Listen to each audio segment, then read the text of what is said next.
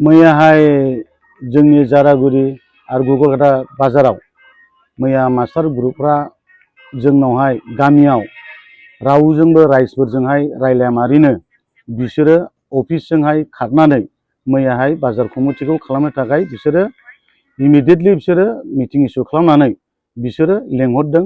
ओमफ्राय बिसोरो मा खालामदों, गावसिनि जानायफोरखौ खामानिफोरखौहाय दिना लाबोनायखौसो बिसोरो फरायथिनानै देखायदों।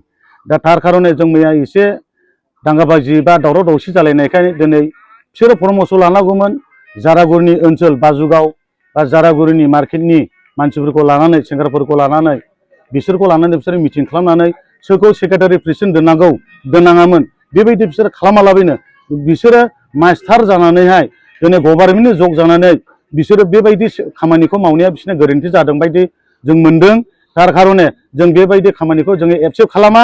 दिनै जोङो गोदान जोङो कमिटि दादों जारागुरि गुगलकाटा बाजारावनो जोङो दिनैहाय गोदान बैखौबो लानानै जों दिनैहाय मिटिं खालामबाय। दिनैहाय जोङो मिटिं खालामनानै जोङो गासिबो रायजो राजाफोरजों जोङो एक्सेप्ट खालामबाय। दिनै आमायस्वर नर इसवारिखौ जोङो प्रेसिडेन्ट दोनबाय, सन्जित बसुमतारिखौ जोङो सेक्रेटारि दोनबाय। बैखौ रायजोआनो बयबो समर्थन खालामनायखाय जों बयबो गोजोन मोनदों। आरो जाय जे मैयाहाय मास्टार मानसिफ्रा बिसोरो क्लास खालामनो ना नैबे बाजारखौहाय समाधान खालामनो, अबेबा समाव बाजाराव बिसिबां गोनांथि जायो, दावराव दावसि जायो, बिसोरो क्लासखौ नागारनानै बे जायगायाव फैनानै मालाबाबो समाधान खालामनो हाया।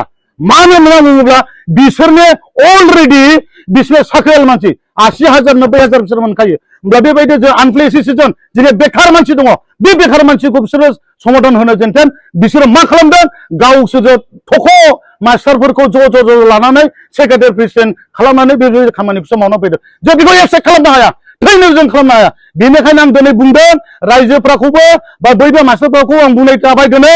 दा बिसोरबो जुदि नेक्स्टआव जोंनि खोथाखौ जुदि मानियाबा जोङो मोजां गिदिर सिद्धान्त लानाय जागोन।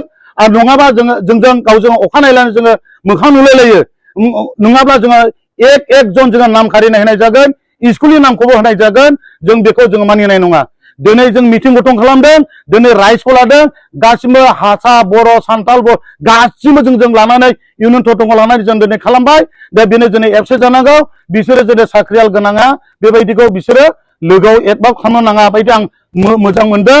दे बिदि दाजाथों। दिनैनि जोङो खालामदों मिटिंखौ, बे खामानिया दिनै एक्सेप्ट जानांगौ होननानै आं सरकारनि थरफनिफ्रायबो आं मोनसे खावलायनाय थाबाय। बे सरकाराबो साख्रियाल गोनांफोरखौ जाहाथे एक्सेप्ट खालामथों, बेखार मानसिखौ जाहाथे एक्सेप्ट खालामगौ होननानै आङो सरकारफोरखौ मिजिंथिबाय।